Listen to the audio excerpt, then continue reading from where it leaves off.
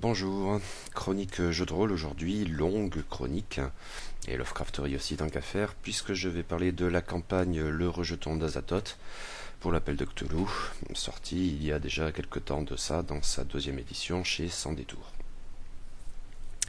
Des grandes, avec des guillemets, campagnes pour l'appel de Cthulhu publiées par Sans Détour, sur la base des réalisations de Chaosium et le plus souvent des traductions chez Descartes. Le Rejeton d'Azathoth, 1986 en VO et aussi chez Descartes sauf erreur, était la seule que je n'avais pas encore lue. Ce qui devrait changer bientôt en même temps puisque l'éditeur a lancé un crowdfunding, un de plus, qui, outre une nouvelle édition du classique Les Masques de Nyarlathotep, porte sur la vieille campagne Les Fanguis de Yugoth, rebaptisée Le Jour de la Bête.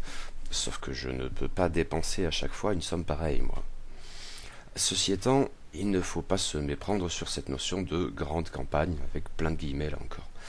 En fait, le Rejeton d'Azathoth, même si la pagination a gonflé entre l'édition Descartes et l'édition Sans Détour, est en fait une campagne plutôt courte. D'ailleurs, la pagination ne doit pas non plus nous tromper à nous en tenir aux seules éditions Sans Détour. Le Rejeton d'Azathoth est sans doute une campagne autrement brève que les Ombres de Yog-Sothoth ou les Oripeaux du Roi. Et d'autant plus du coup par rapport aux monstres, les masques de Nyarlathotep, Par-delà les montagnes hallucinées ou Terreur sur l'Orient Express, ou même dans une catégorie intermédiaire et de création française, les 5 supplices. Concernant le Rejeton d'Azathoth, on peut tabler, disons, sur une quinzaine de séances standards. Bon, pour moi, ça serait probablement davantage, mais ça reste une taille raisonnable, une campagne à dimension humaine. Grande campagne alors ? Peut-être malgré tout par son impact de classique, mais de classique demeurant jouable, à la différence, à mon sens, des Ombres de Yog-Sothoth, décidément trop archaïques pour passer encore aujourd'hui. Mais le Rejeton d'Azathoth est bien une campagne old school à mains égards, dimension pas toujours évidente à gérer aujourd'hui, et qui impose un travail préparatoire conséquent de la part du MJ. Mais voilà, si à la lecture j'ai finalement lâché l'affaire pour m'en tenir à des lectures récentes, avec Terreur sur l'Orient Express et les 5 supplices, campagnes qui ont fini par me dissuader de tenter quoi que ce soit pour les jouer, le Rejeton d'Azathoth avec ses scories m'a donné envie d'effectuer ce travail. Peut-être pas dans l'immédiat, mais je le garde derrière l'oreille. Mais est-ce si étonnant ? Car le travail à fournir n'est en fait pas du tout le même. Pour comprendre cet aspect de la campagne, il faut sans doute au préalable en brosser à gros traits les orientations générales au moins sous 2 angles, la liberté et la variété. Liberté. Sur un plan, disons, technique, mais le terme est sans doute à débattre, entendant seulement par là que nous pouvons détacher ce plan de la trame scénaristique à proprement parler, le vieillard qu'est le Rejeton d'Azathoth semble prendre le contre-pied exact de mes 2 lectures les plus récentes en la matière, le classique également Terreur sur l'Orient Express donc, et donc encore le petit jeune Les 5 supplices. Entendre par là que le dirigisme marqué de ces 2 campagnes, la première forcément sur des rails, haha, et la seconde parfois scriptée au point où ça en devenait absurde, n'est guère de mise dans le Rejeton d'Azathoth, campagne autrement libre, et qui me paraît laisser beaucoup, mais alors beaucoup plus de marge aux joueurs. Ce qui se ressent dès la structure même de la campagne. En comptant la brève introduction, celle-ci comprend 8 scénarios. Mais si l'on commence nécessairement, passé l'introduction, par le scénario situé à Providence, et si la campagne s'achève nécessairement avec le scénario tibétain, entre les deux nous avons 5 scénarios amovibles, 2 aux États-Unis, un exotique dans les îles Andaman, je crois qu'on dit Andaman, excusez-moi si c'est pas le cas, et particularité notable de la campagne, 2 dans les contrées du rêve.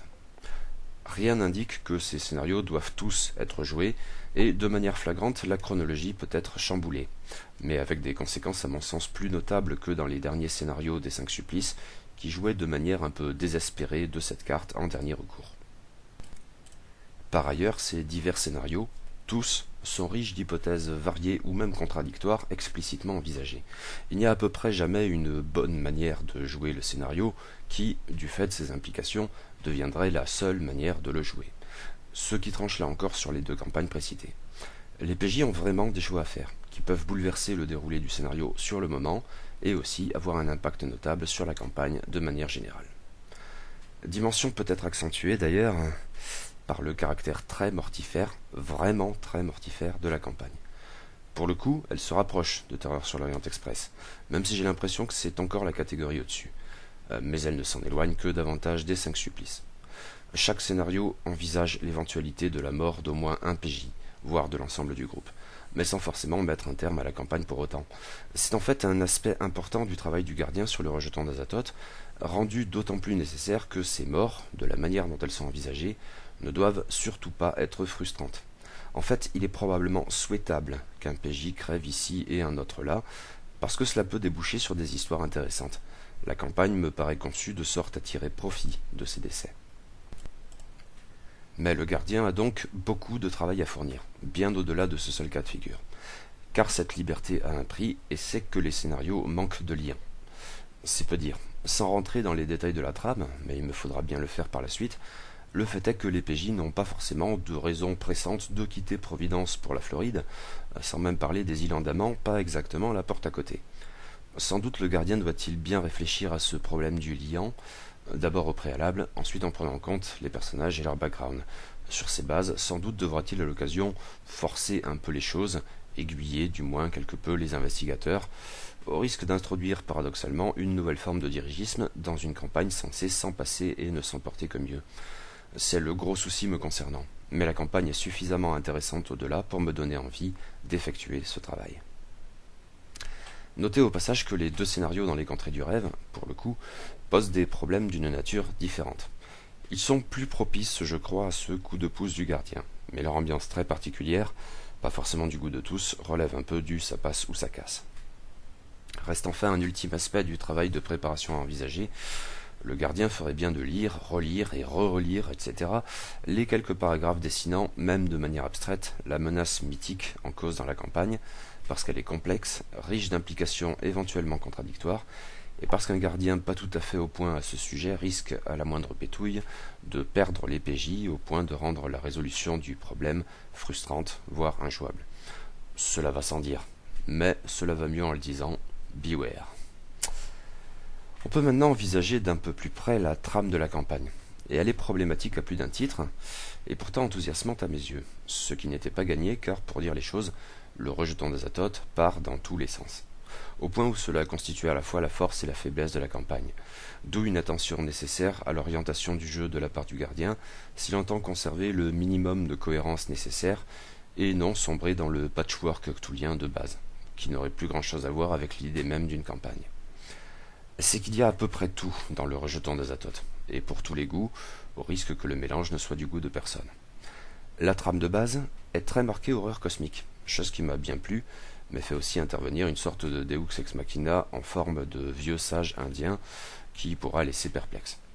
En contrepoint, la campagne ne manque pas d'une certaine dimension pulp, tout particulièrement sensible dans le scénario exotique des îles Andaman, avec des chochos cannibales. Encore que la séance éventuelle de plongée sous-marine dans le scénario en Floride puisse elle aussi avoir son contenu pulp dans un registre un peu différent. Peut-être certains aspects du scénario dans le Montana devraient-ils être mentionnés ici également, mais pour le coup, je l'ai vraiment bien aimé. Je trouve qu'il parvient à conserver une forme d'équilibre tout à fait appréciable. À charge bien sûr pour le gardien de conserver cet équilibre dans sa maîtrise, ce qui n'a sans doute rien d'évident. Notez par ailleurs que la trame globale, même sur sa base plutôt cosmique, ne manque pas de références pouvant orienter la campagne vers le pulp, de l'Indien Zarbi à moitié à poil, non, en fait non, à Rasputin en Tunguska. Avec les scénarios des contrées du rêve, la campagne s'éloigne même sur les terres de la fantaisie. Or, si le scénario Ultar et au-delà adopte une approche qui me paraît pertinente, chatoyante, fascinante, plus lumineuse que la réalité sans être exempte d'horreur, le second scénario onirique, la quête éternelle, m'évoque presque une parodie semi-donjonneuse et en même temps ultra-linéaire, à même de ruiner l'ambiance globale de la campagne. C'est le seul scénario dans ce cas, heureusement. Si je devais jouer le rejeton d'Azathoth, je pense que je ferais l'impasse sur ce chapitre, même s'il contient une ou deux bonnes idées. L'enquête, on peut y adjoindre le social plus généralement, par ailleurs, essentiel dans la campagne, peut prendre des formes très différentes. À Providence, nous avons un whodunit très bien conçu, avec une galerie de personnages adroitement pensés et qui ont tous ou presque des squelettes dans leur placard, mais jamais au point d'être unilatéraux. Ils sont complexes, ils ont leur vie, leur mode de pensée, leurs faiblesses, leurs remords. C'est assez subtil et ça m'a beaucoup parlé. J'y vois une certaine mélancolie. Bon, il y a une part notable d'enquête dans le scénario en Floride, mais dont les applications sont sans doute différentes, parce que la menace pèse directement sur les PJ et l'horreur est autrement concrète, au point de susciter éventuellement des tableaux gore aux antipodes du cadre globalement feutré de l'enquête à Providence. Concernant l'exploration, outre cas vraiment à part des contrées du rêve, qui s'y prêtent tout particulièrement, mais à sa manière, les scénarios du Montana et du Tibet, peut-être aussi, mais dans une moindre mesure j'ai l'impression celui des îles Andaman, me paraissent des réussites là encore équilibrées. Et le mythe, il est partout. Mais sous toutes ses formes donc, qui en tant que tels ont déjà été exposés du cosmique au pulp, avec plein de paliers entre les deux. Nous sommes donc très loin là encore de Terreur sur l'Orient Express ou Les Cinq Supplices. Campagne quelque peu ambiguë à cet égard. Ici, nous avons du grand ancien, du culte, des bébêtes diverses et variées, et ce, à chaque étape ou presque. Ce qui n'en impose que davantage de réfléchir à la mise en scène, car si l'ensemble est enthousiasmant et évite le plus souvent la gratuité, la cohérence n'est pas garantie, et il serait sacrément dommage que le rejeton d'Azathoth tourne à l'exploration par le menu du bestiaire Lovecraftien. Je ne vais plus tarder à m'enfoncer dans le contenu des scénarios, mais un dernier aspect d'ordre général doit sans doute être envisagé au préalable et qui concerne la forme de cette édition chez Sans Détour. Elle n'est pas sans défaut, classique chez l'éditeur à vrai dire, mais on y a lu bien pire. Globalement c'est du bon travail. La traduction n'est pas toujours des plus élégantes, et les coquilles sont de la partie, mais cela reste relativement raisonnable, ou du moins pas scandaleux. Le plus regrettable à cet égard est peut-être une certaine imprécision dans les renvois, et notamment concernant les aides de jeu. Il en manque au moins une d'ailleurs. Visuellement, c'est plutôt agréable. La mise en page de l'appel de Cthulhu V6 by Sans Détour me fatigue toujours un peu. Le peu que j'ai tâté de la V7 avec les 5 supplices me convient davantage. Mais le livre est plutôt équilibré, du fait d'un recours globalement pertinent à la documentation iconographique, plus aéré et directement utile que d'habitude, du moins en ce qui concerne les photographies. On peut davantage pinailler sur les plans, encore que je ne sois pas un acharné de l'usage des 10 plans, ou regretter que les cartes géographiques fournies d'époque ne soient du coup pas hyper lisibles. Problème que l'on retrouve classiquement pour certaines aides de jeu globalement trop sombres, et tout particulièrement concernant les polices manuscrites, souvent inappropriées et parfois chiantes à déchiffrer. Bon, rien de nouveau sous le soleil. Mais le livre est globalement équilibré et aéré, et du coup d'une lecture agréable. En fait, de supplément pour la V6, j'ai l'impression que le rejeton d'Azathoth est de ceux qui s'en tirent le mieux, et de loin en fait. Le volume a donc considérablement augmenté entre la version des cartes et la version sans détour, sans pour autant qu'il y ait, comme dans Terreur sur l'Orient Express, des scénarios supplémentaires ou ce genre de choses. Outre la documentation iconographique et les aides de jeu matérielles, je suppose que cela tient surtout à des développements introductifs de chaque séquence, destinés à fournir des éléments de mise en scène aux gardiens. Développement le cas échéant emprunté à d'autres suppléments tels que Terra Cthulhiana et Malleus Monstrorum, du côté de ceux que j'ai lus, ou, pas encore lus, au cœur des années 20, le manuel des investigateurs, le manuel des armes, et Delta Green Eyes Only. J'ai encore du boulot, moi. Ce sont des ajouts bienvenus, qu'il est bien pratique d'avoir ainsi sous la main, et qui globalement parviennent à conserver un certain équilibre là encore, en disant assez sans en dire trop. Je reviendrai sur le détail par la suite. Un regret quand même à cet égard, les 2 scénarios des Contrées du Rêve ne bénéficient pas de ce genre de préalable. Seulement 2 pages techniques, d'un intérêt assez douteux me concernant, précédant le scénario Ultar et au-delà, rien d'autre. C'est d'autant plus dommage à mes yeux que le supplément sur les Contrées du Rêve, sans être indispensable à proprement parler, faisait défaut à l'époque de cette réédition, et encore maintenant. Le crowdfunding n'a eu lieu que bien plus tard, j'y ai participé cette fois, attendons donc de voir ce que ça donnera. Mais globalement, le rejeton d'Azathoth est donc plutôt une belle bête, un livre bien conçu, clair, et d'une lecture agréable. Je vais maintenant rentrer un peu plus dans le détail de la campagne, en disant quelques mots de l'introduction, de chaque scénario, et de quelques annexes spéciales. C'est le moment fatidique où il me faut planter la balise « Spoiler ». Allez, c'est parti, avec l'introduction de la campagne. Hommage est tout d'abord rendu à l'auteur de la campagne, et de bien d'autres suppléments pour l'appel de Cthulhu, Keith Herbert, mort en 2009. C'est assez touchant en fait. Il faut peut-être adjoindre à ces préparatifs, avec des guillemets un peu à part, la traduction d'un poème de Lovecraft, Némésis, en forme de prétexte à la campagne.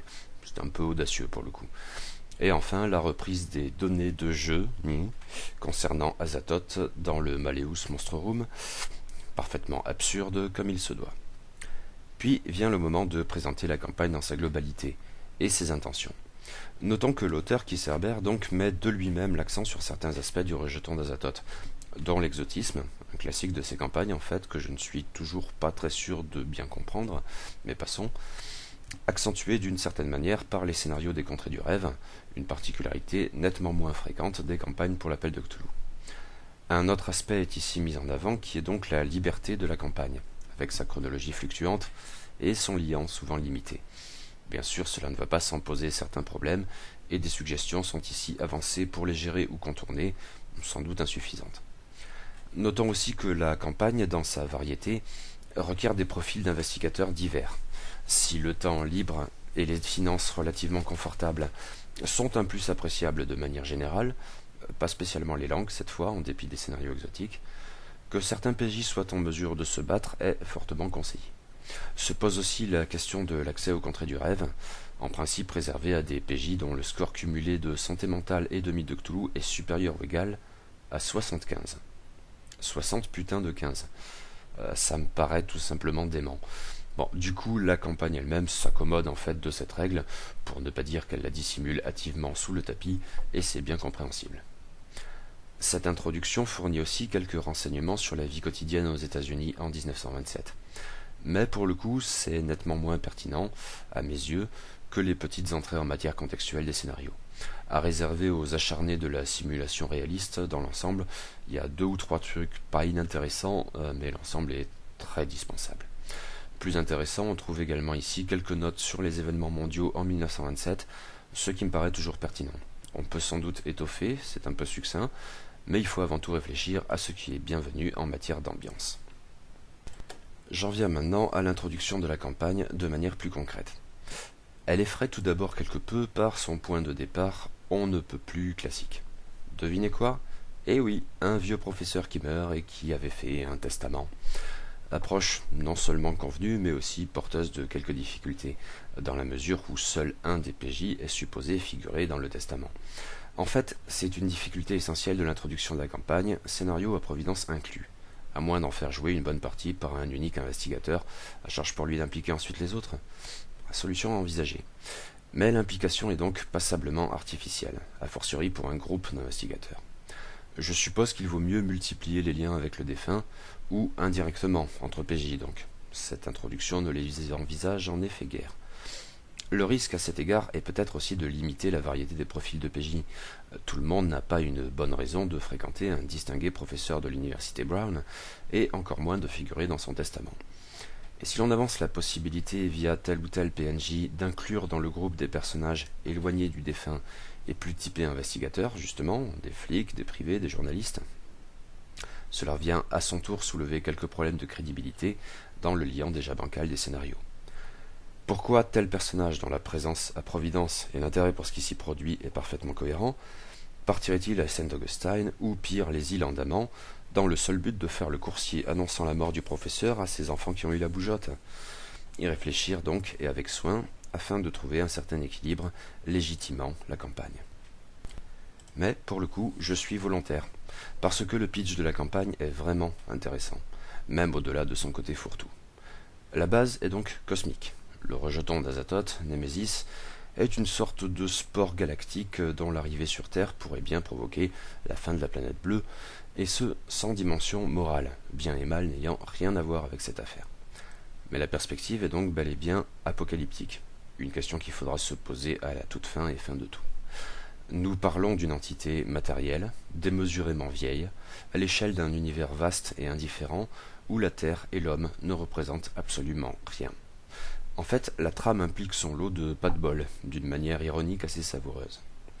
Et cela a son impact sur le bestiaire Lovecraftien en jeu. Certaines des bébêtes se livrent à un culte, essentiellement les tchotchos des îles Andaman, mais tout laisse à croire que l'objet de leur culte n'a que faire de leurs prières et suppliques.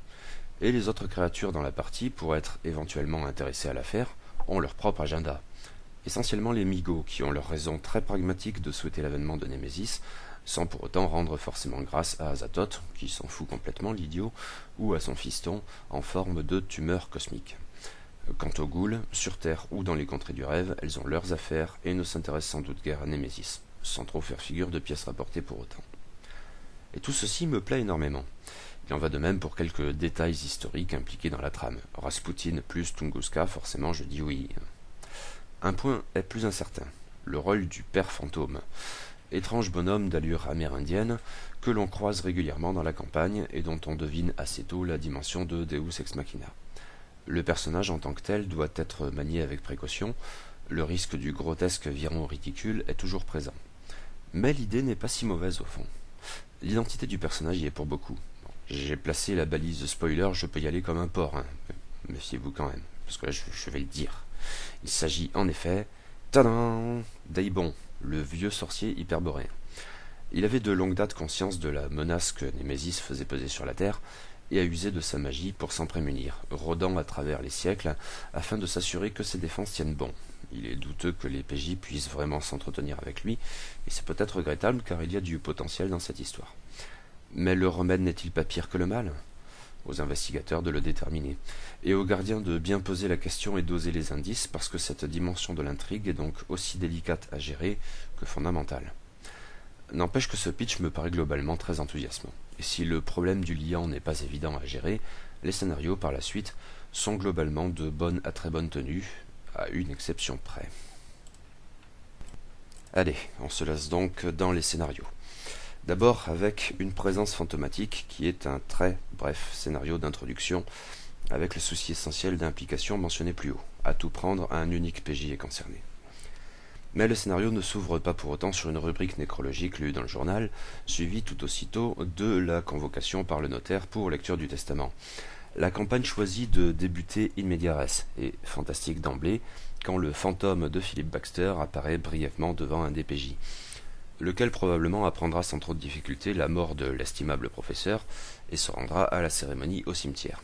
Y impliquer les autres PJ peut donc s'avérer plus délicat.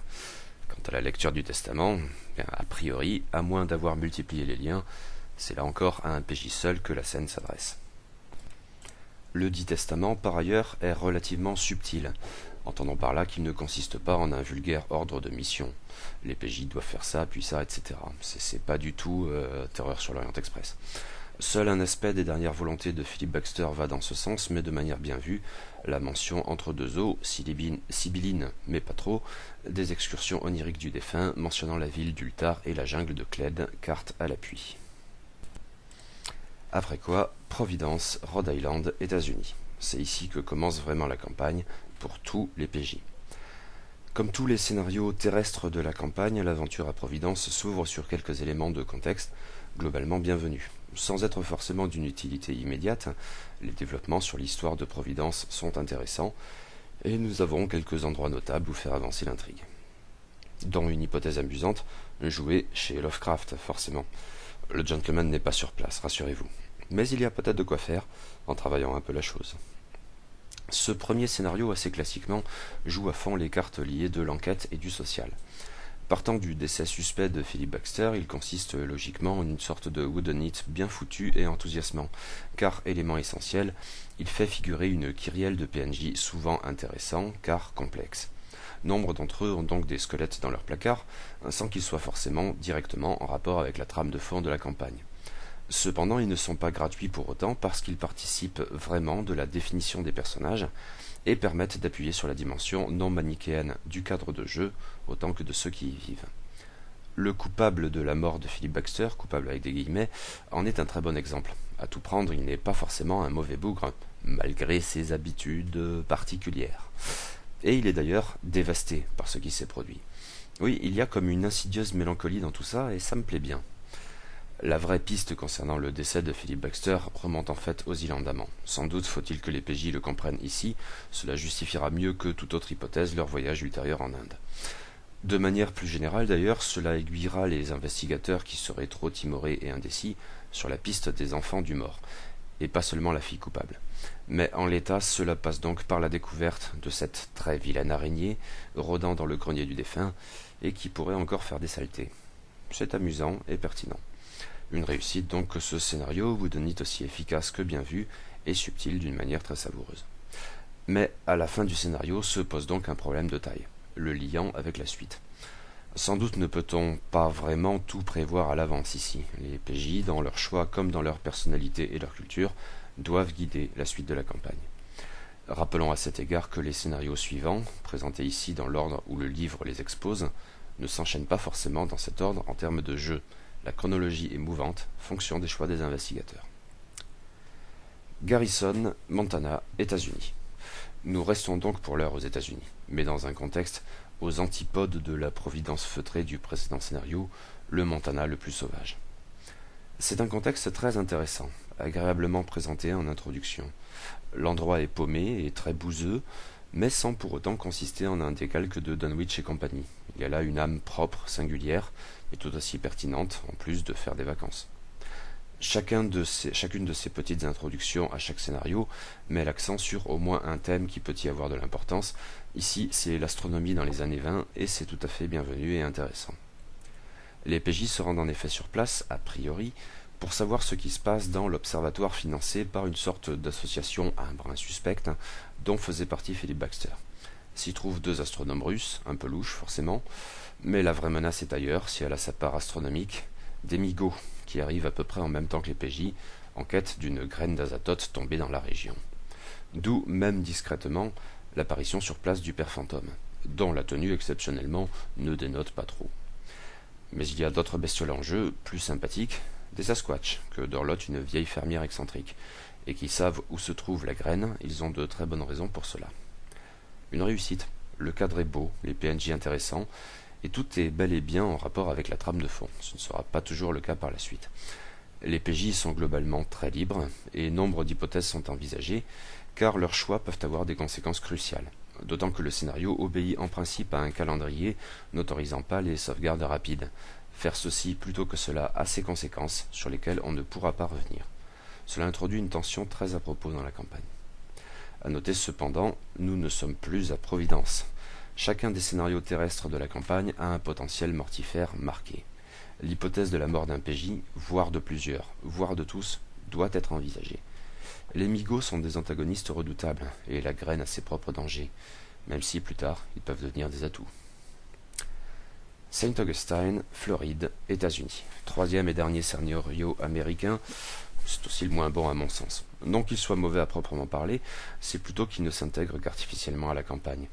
À cet égard, il est l'exact contraire du scénario dans le Montana.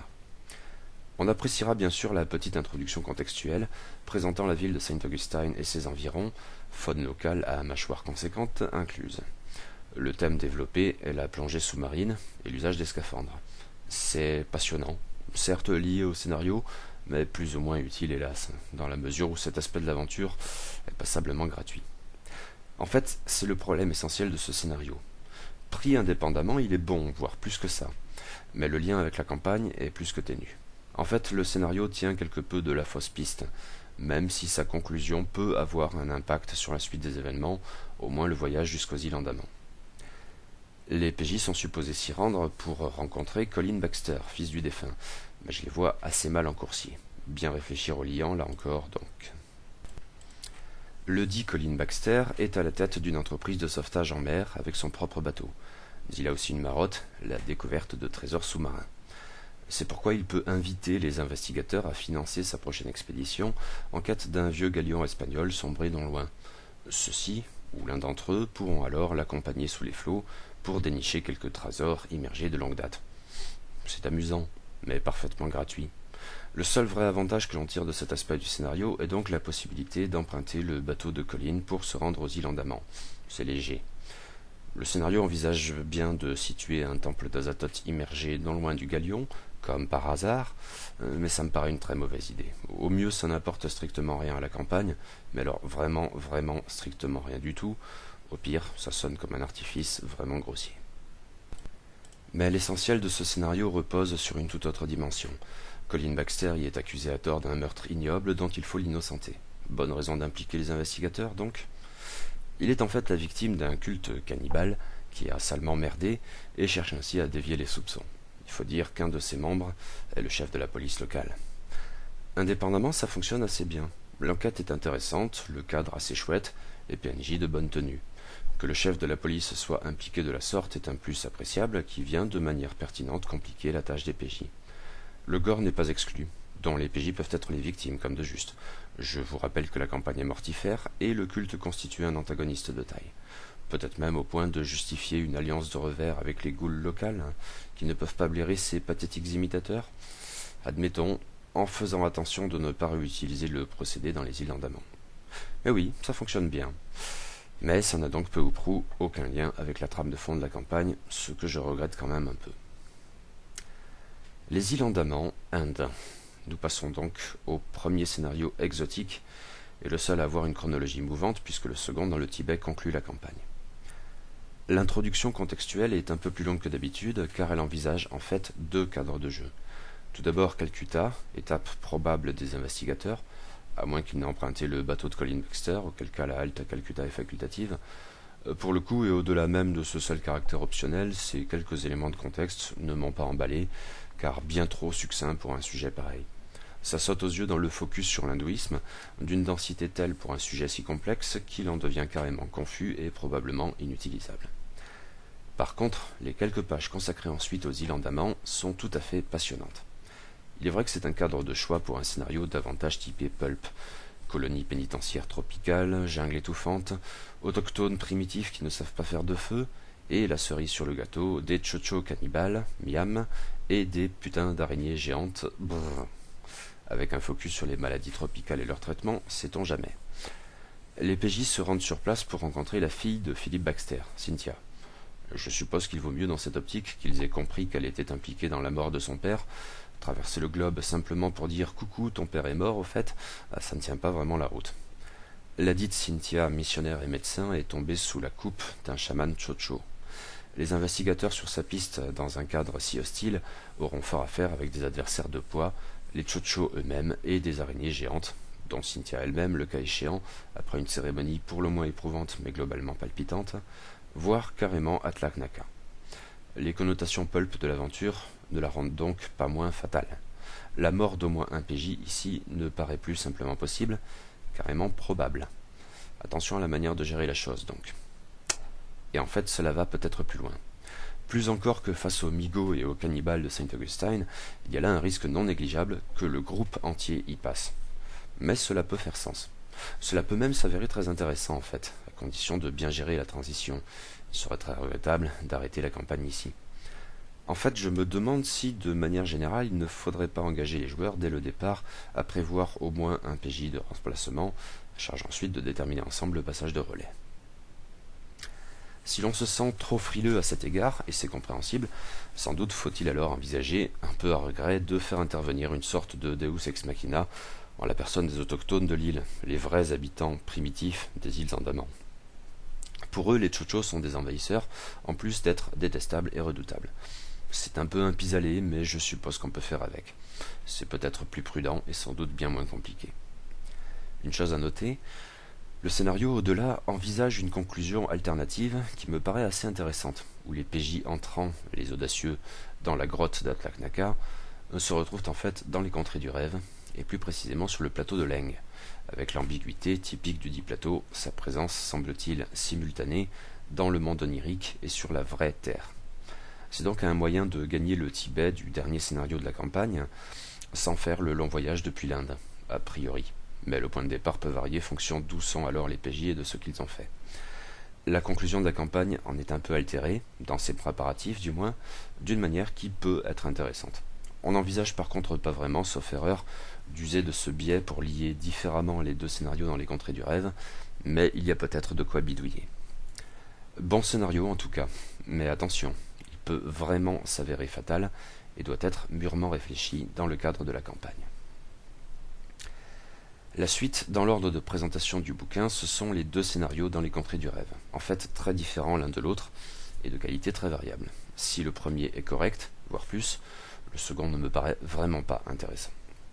Mais nous en sommes au premier, donc titré Ultar et au-delà. Comme dit plus haut, il n'y a hélas pas vraiment de mise en bouche contextuelle ici, juste 2 pages plus ou moins techniques sur les implications des contrées du rêve en matière de règles, dont surtout cette exigence du score de 75 en San plus Mythe de Cthulhu pour y accéder, qui me paraît décidément absurde. Il est donc un peu regrettable qu'en l'absence du supplément sur les dites contrées, le scénario ne s'attarde pas plus que ça sur le cadre précis du scénario, même si Ultar au moins bénéficie d'une présentation correcte.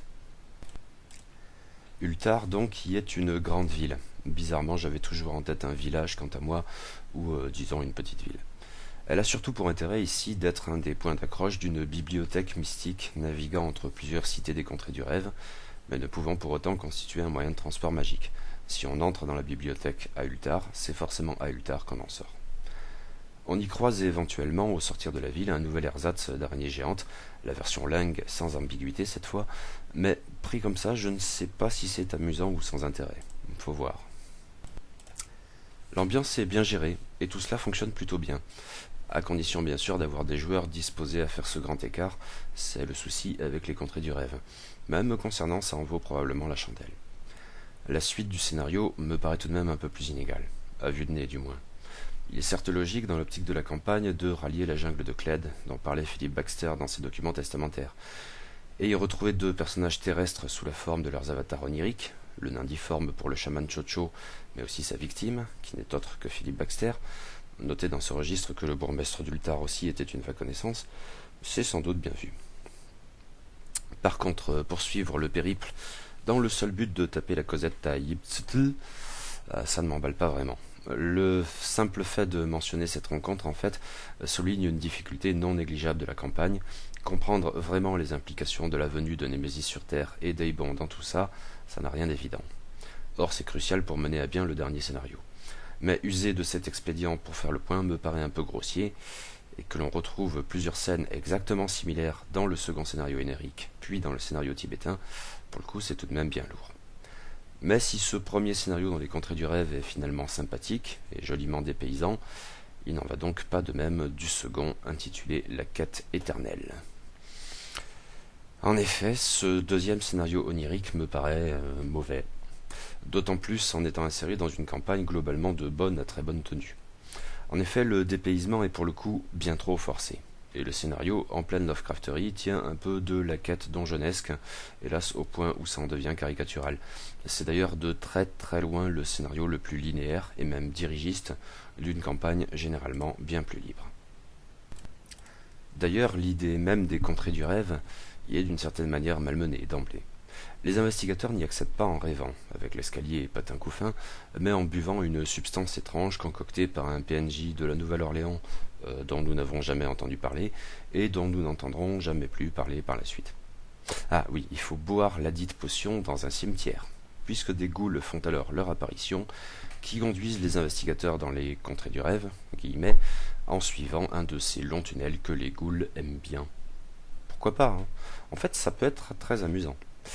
La suite, hélas, ne me parle vraiment pas. Les trois ghouls viennent en effet chercher les investigateurs pour qu'ils délivrent leur princesse qui a été enlevée. Oh, une princesse à délivrer. Oui, même si c'est une ghoul, une princesse reste une princesse. Quant à la question comment expliquer que cette fiole fasse surgir des ghouls qui est justement une mission à confier, je ne vais pas en chercher la réponse. Et à partir de là, eh bien, des rencontres, table à la clé, il y en aura aussi une dans le dernier scénario de la campagne, mais autrement pertinente, de la baston, de l'exploration qui n'en est pas tout à fait puisque les PJ sont grosso merdo sur une ligne droite, la carte qui fait des petits détours en pointillé s'en est presque risible, c'est terne, c'est plat, ça n'a aucun intérêt. En chemin, les PJ croisent Eibon qui se promène, hop, et qui devrait en jeter, sauf qu'il a pour objet essentiel de filer au PJ un artefact, éventuellement de rechange, indispensable pour niquer sa gueule à Némésis à la fin. Et nous avons aussi un vieux sage de la montagne qui remplit peu ou prou le rôle de Yipztl dans le scénario précédent, en répondant aux questions des PJ, contre rémunération douloureuse certes, procédé qui reviendra une troisième, Francis Wilson, puis une quatrième fois, le diagramme du temple d'Astur, dans le scénario tibétain.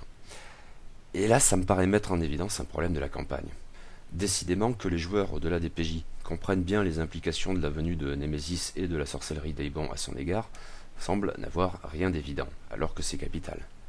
Recourir 4 fois à ces expédients, voire 5, peut-être faut-il compter aussi la bibliothèque d'Ultar, ça fait vraiment béquille et c'est regrettable. Là aussi, je suppose, il faut que le gardien travaille pour bien doser la gestion des indices concernant la résolution de la trame principale et éviter autant que faire se peut ces expédients, car cette approche de la campagne ne me satisfait vraiment pas. Un scénario au mieux dispensable, donc, au déroulé inintéressant, et dont les conséquences les plus notables pour la fin de la campagne relèvent du tour de magie grossier. Vraiment dommage. Bon, nous en arrivons à l'ultime scénario de la campagne, au cœur du Tibet. Alors, contrairement aux autres, ce scénario donc doit se trouver à cette position dans le temps, quitte à forcer son démarrage via un télégramme qui aura le bon goût de trouver les PJ où qu'ils se trouvent, mais on fera avec. Le scénario se passe donc au Tibet dans un cadre très enthousiasmant. La mise en bouche contextuelle, accent mis sur le lamaïsme, est très bien faite et très intéressante. Puis bon, disons-le, il y a une photo du Potala. J'aime le Potala, je kiffe le Potala est cool, le Potola FTW. Pardon. La fiche technique du scénario n'y insiste pas, mais l'exploration a quand même une place importante ici, plus encore que dans le Montana ou les îles Andaman, davantage dans la manière des scénarios dans les contrées du rêve, mais d'une façon terrestre qui change tout. À moins que les personnages aient emprunté l'hypothétique passage via le plateau de Leng envisagé dans le scénario indien, cet ultime chapitre tibétain implique donc tout d'abord un long voyage jusqu'à Lhasa. Vraiment long, on compte à semaines, vu le nez, en fonction du point de départ.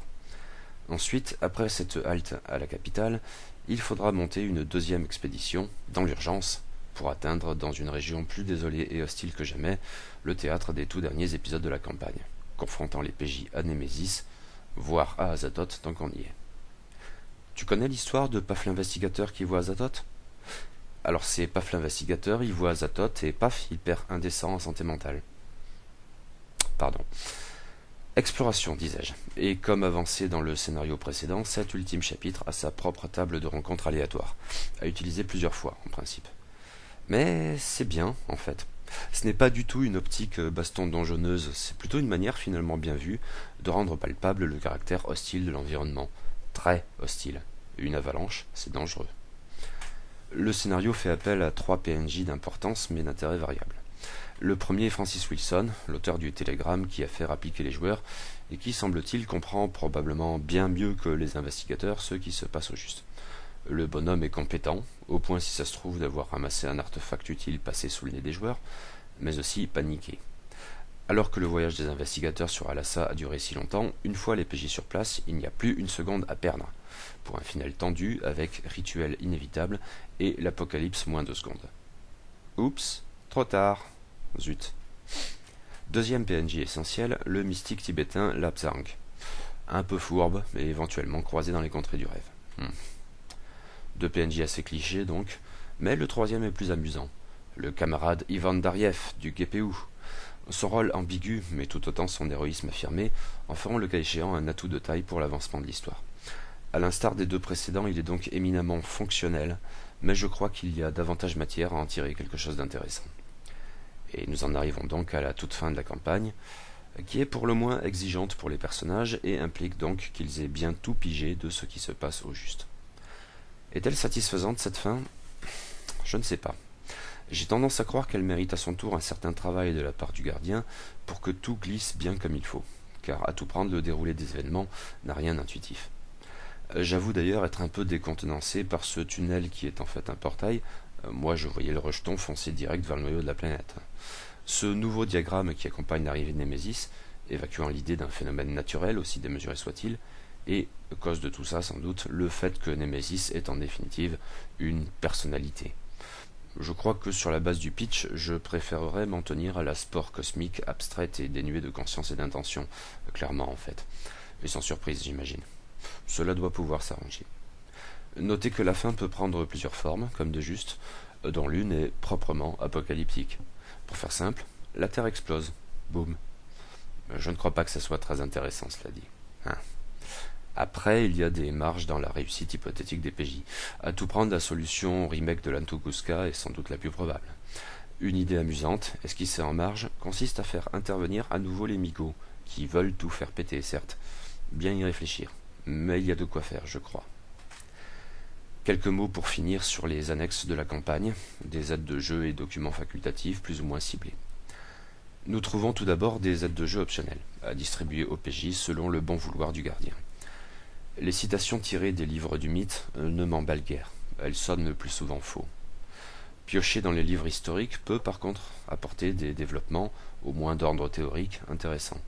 ainsi sur les âges terrestres et solaires et les cycles qui vont avec. Les divagations prophétiques sont plus utiles à leur manière, qui n'est peut-être pas pour moi celle prévue à la base. Ce que j'y vois pour ma part concerne le MJ et non les PJ. C'est un moyen de repérer où et quand glisser des indices aux joueurs sur les implications de la campagne, à utiliser avec modération, sous peine de rendre dirigiste ce qui ne doit pas l'être, mais ça peut être utile. Restent 2 pages de coupures de journaux rapportant des événements étranges, pas forcément liés à la trame de la campagne, mais que l'on peut souvent y relier. Aussi, les utiliser peut s'avérer périlleux en multipliant les fausses pistes à l'échelle du globe. Mais pour le coup, avec vraiment de la préparation de la part du gardien, je suppose qu'il y a moyen, en fait, de gonfler un peu la campagne. Comme elle est à la base de taille raisonnable, voire courte pour une campagne de l'appel de Cthulhu, je suppose que ça demeure envisageable et que ça pourrait s'avérer enrichissant. Nous avons ensuite une description précise du bateau de Colin et de son équipage, et quelques développements supplémentaires sur les dangers de la plongée sous-marine, un mini-passage optionnel de toute façon. Après quoi, quelques index forcément utiles, personnages, avec, merci, petit résumé, créatures, ouvrages, sortilèges et artefacts. Quel bilan alors ? Positif, en ce qui me concerne. Ça fait du bien après mes 2 déceptions de Terreur sur l'Orient Express et des 5 supplices. La campagne du rejeton d'Azathoth n'est certes pas sans défaut. Old school, même s'il y a un point qui me paraît supportable, comparé aux injouables ombres de Yog-Sothoth, elle manque de liant, problème à travailler impérativement avant de s'y engager. C'est un patchwork d'ambiances diverses, voire contradictoires, ce qui pourra être rédhibitoire pour certains. Au fond, il est même surprenant que cela ne soit pas rédhibitoire pour moi. L'appréhension de la trame de fond est complexe, et les solutions avancées par la campagne à cet égard ont régulièrement quelque chose de grossier, d'autant plus avec l'accumulation. Enfin, sans que ce soit forcément un défaut, mais il faut le mentionner ici, c'est une campagne très punitive pour les PJ, avec des antagonistes qui ne font pas semblant. Il y aura des PJ morts, ça me paraît inévitable. Il y en aura peut-être même beaucoup, voire le groupe entier à telle ou telle rencontre particulièrement malencontreuse. Mais j'ai bien aimé, voire plus que ça. Si le second scénario des Contrées du Rêve me paraît foireux, tous les autres sont intéressants et bien conçus, même Saint Augustine avec son hors-sujet, ou le scénario tibétain dans ses toutes dernières implications. Le changement d'ambiance peut être radical, oui, mais cela peut aussi être un atout. Campagne de taille raisonnable, elle ne me paraît pas constituée de ces tunnels rôlistiques périlleux à force de se prolonger en mode mollement automatique. Les cadres de jeu sont beaux, les PNJ généralement intéressants. La trame de fond, enfin, m'intéresse beaucoup dans sa dimension cosmique, même si le dernier scénario, notamment, concède quelques ambiguïtés à ce propos dont je préférerais personnellement faire l'économie. Et j'aime beaucoup la liberté des joueurs, et les hypothèses envisagées dans chaque scénario à cet égard, qui justifient assurément le travail du gardien. Parce qu'il y a vraiment de quoi faire, c'est intéressant et ça marche, je le crois du moins sur la base de cette lecture. Je ne maîtrise pas l'appel de Cthulhu en ce moment, mais si je dois m'y remettre un jour, ça pourrait bien être avec le rejeton d'Azathoth.